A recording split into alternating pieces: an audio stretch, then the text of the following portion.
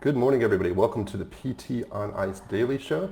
I am your host, Dr. Zach Long. I am excited to be talking to you today on the best day of the week, which is Fitness Athlete Friday. So today's topic is going to be, you completely missed the point on why heavy loading is king in rehab. And I'm really excited to talk about this topic today, something that we're obviously very passionate about here at ICE. And I just want to address some common misbeliefs that we hear and expand on why we actually believe that heavy loading is the way to go in rehab. Before we dive into this topic, we are hitting the ground running in 2021 with a lot of courses coming up in January, especially a lot of online courses. So all of our online fitness athlete courses, advanced concepts, essential foundations, pregnancy and postpartum get started. Older adult essentials and advanced concepts start online in January, out of network step by step, and primary care PT in January. Then starting the weekend of January 16th and 17th, that's where we have our first live courses of the year. I'll be in Phoenix, Arizona, teaching Fitness Athlete Live with Megan Daly. In Tulsa, Oklahoma, we will have our older adult live course. And then we will have cervical spine management in Richmond, Virginia. So lots of opportunities to get started improving outcomes in the clinic in early 2021 with some ICE courses. So let's dive into today's topic, which again is you completely missed the point of why heavy loading is king in rehab. And what really sparked this topic today was just seeing a thread on social media, because so much good stuff comes out of social media, with a couple of people claiming that heavy loading in chronic low back pain treatment is dead, that we no longer need to do it, arguing that having people deadlift and squat and things like that we're such big advocates at ICE, shouldn't be used anymore because it's not any more effective than other forms of exercising, such as a walking program. And that thread just has had me thinking all week about how much we have completely missed the point if we think that is true. That we've completely missed the point, or some individuals have, of why we believe we need to have this fitness forward mindset in physical therapy, why we need to be more aggressive in our exercise prescription. And I want to take a few minutes today and just step back and address what the actual point is of being more aggressive, progressive in our exercise prescription in PT. Before we dive into that, I'm going to go through a couple research studies that both highlight what these individuals said from a good and bad perspective and highlight our perspective on it. But before we even do that, let's start with what we all agree on as physical therapists and exercise prescription, because there's a lot we agree on. Typically when you get on social media, you tend to only see what we disagree on. And so I think starting here is a great launching point. Number one, we all agree without a shadow of doubt that being physically active is an important component of chronic low back pain rehab. There's enough clinical practice guidelines, research studies, etc. out there that all say we need to have people exercising if we want to help them with chronic low back pain. We also know that heavy loading is an absolute must for some conditions. And I don't think we can argue a few of these conditions. And I'll highlight a few, but there are many more than what I'm going to be able to discuss today. That's a topic for another day. Number one, the Lift More trials is a great example of this. If we're dealing with individuals that have low bone mass, we know that heavy loading, the Lift More trials took people, they had them deadlift, squat, overhead press, do jumping pull-ups, 5x5 with 80 to 85% of their 1 rep max, and they compared that to low load training where nothing heavier than 3 kilograms was lifted. We know that heavy loading absolutely crushed low loading when it came to that population. We know when it comes to fall risk that low intensity exercise doesn't do a whole lot. So forgive me for butchering this. Volkalatos 2015, they had individuals do a 48-week brisk walking program. And what they found was after 48 weeks of walking, these older adults had no decrease in their fall risk. So we know that this low intensity, steady state walking does not get the job done for them, that we need to be more aggressive in our exercise prescription there. We know when somebody comes to us dealing with sarcopenia, we know when somebody comes after like an ACL reconstruction and many more conditions like that, if we are not heavy loading, we are 100% failing these populations. And so if the heaviest weight you have in your clinic is a 20-pound dumbbell, then you're not going to be able to get it done with some of these populations. It's just impossible to get it done with some of these populations.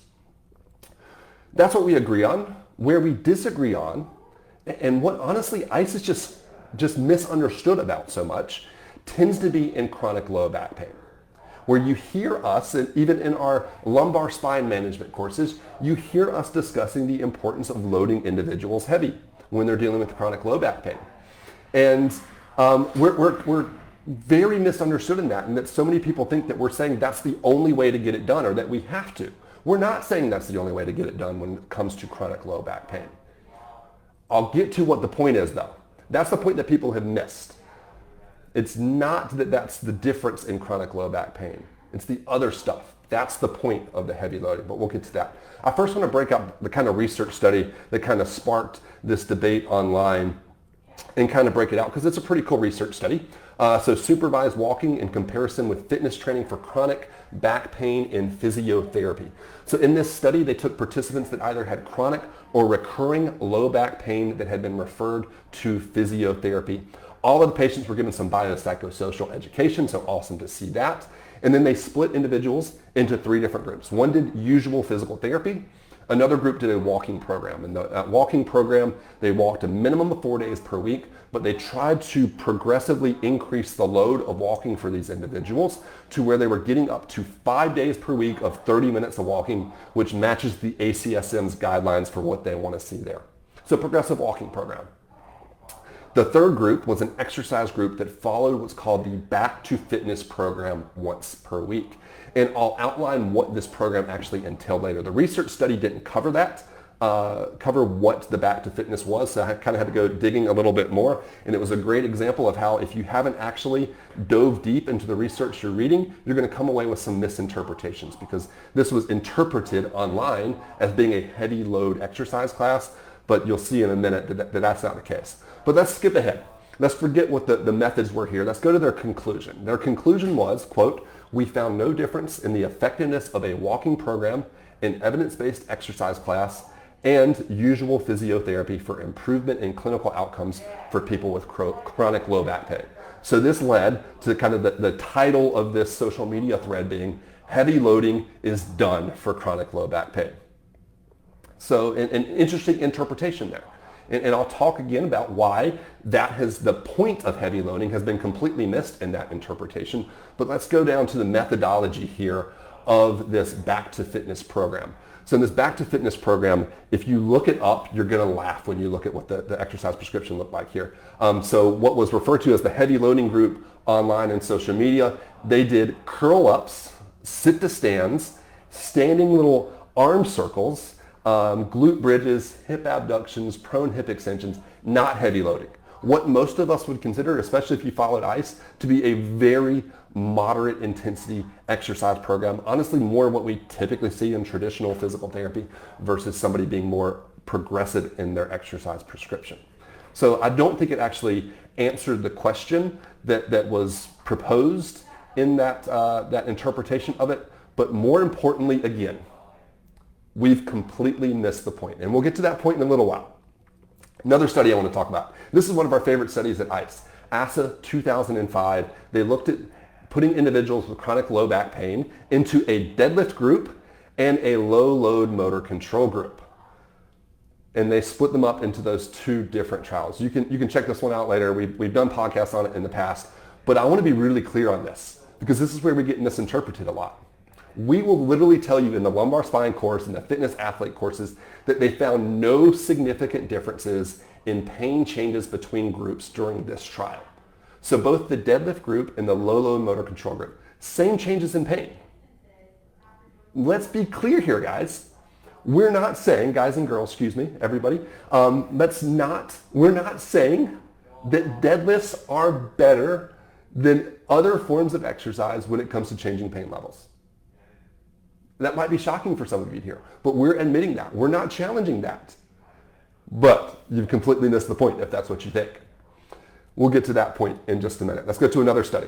This one is more towards our bias, and we'll just be open with that. So randomized trial of general strength and conditioning versus motor control and manual therapy. So one group did general strength and conditioning that involved doing squats, deadlifts, chest presses, a cable row, trunk extension and flexion strength work. They went through phases of muscle strength, endurance, hypertrophy. Another group did low load motor control stuff, and had manual therapy. So they kind of got two pieces. The other group got one.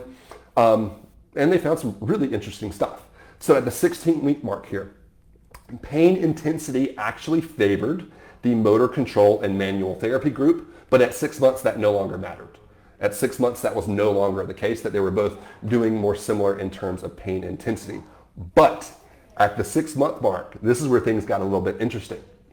At 6 months, the general strength and conditioning group had increased trunk extension and flexion endurance. The low load group did not. The general strength and conditioning group reduced disability and kinesiophobia compared to the motor control manual therapy group. Reduce kinesiophobia. That's what we're all about, guys. That's what the society has a problem with post back pain. People are scared to move. They're scared of their back for the rest of their life. This study here says if you do general strength and conditioning, heavier loading, more aggressive exercise prescription, you're going to reduce kinesiophobia more than if you do motor control drills and manual therapy. The general strength and conditioning group, better leg strength and endurance, better multifidus volume increases there. So a lot of interesting things found in favor of the heavy loading group. But again, we're not necessarily saying or sitting here and arguing with you, saying that heavy loading is better for people with chronic low back pain than other forms of exercise. That isn't the point. Let's say that they're exactly equal in that. The point is, what's going to happen long term to that individual? That's what we've missed in physical therapy, is looking beyond the 4 months of this individual having back pain and going through physical therapy. It's looking at the next 6 months, 6 years, 20 years. That's where the changes happen. And we need to be a profession that looks beyond the 6 to 12 weeks that somebody's in physical therapy and think about what we can do for them long term. Great study on that, or in relation to this. Garcia Hermosa 2018, their conclusions here. Higher levels of upper and lower body muscular strength are associated with a lower risk of mortality in the adult population. People that have a stronger upper and lower body are at a decreased risk of dying. Maybe they don't care about dying. Maybe they just care about being able to walk out to their mailbox and back without assistance. Maybe they care about being able to haul a laundry basket from the laundry room up to the bedroom, up a flight of stairs. If we have somebody do 16 weeks of a progressive walking program, we may help their chronic low back pain. But are we going to change those other factors? Are we going to create enough of a change in that person's overall fitness levels to improve their quality of life and reduce their mortality? I don't think so. I think when we adopt a more progressive exercise prescription approach in physical therapy, the more likely we are to change people's lives long term. Jeff shared a wonderful video the other day. I can't tell you who it's by, but if you look on Instagram, Jeff Moore DPT, great video. This old guy, older gentleman, pulling a kettlebell around, starting to do like a kettlebell squat, and then he raises it out in front. And all of his neighbors are looking at him like he's crazy. And at the end, they kind of reveal why this old guy's been doing this work. He's been doing it so that he can pick up this little girl, lift her up so that she can put a star at the top of the Christmas tree. What an awesome message there. That heavy loading and him training that way is going to allow him to function more in the activities that he actually cares about. Had that older individual spent the 16 weeks before Christmas doing a walking program, would that have built up his body to the point where he could accomplish that task that was so important to him? I challenge you to watch that video and not feel like you're going to cry a little bit. It was a beautiful video. It was wonderful. You got to check that one out. But the point is, guys and girls, the point is we need to look beyond chronic low back pain. We're getting better at that. We still have a long ways to go on that, for sure, as a profession. But we need to look past the 6 to 12 weeks that somebody's in physical therapy. We need to figure out, how do we change lives? And that is the point of heavy strength and conditioning in physical therapy. Hope everybody has a great holidays. Look forward to talking to y'all again in January here on Fitness Athlete Friday. Hope y'all have a wonderful weekend.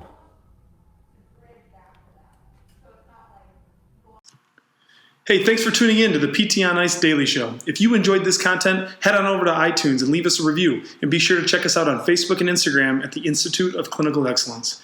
If you're interested in getting plugged into more ICE content on a weekly basis while earning CEUs from home, check out our virtual ICE online mentorship program at ptonice.com. While you're there, sign up for our Hump Day Hustling newsletter for a free email every Wednesday morning with our top 5 research articles and social media posts that we think are worth reading. Head over to ptonice.com and scroll to the bottom of the page to sign up.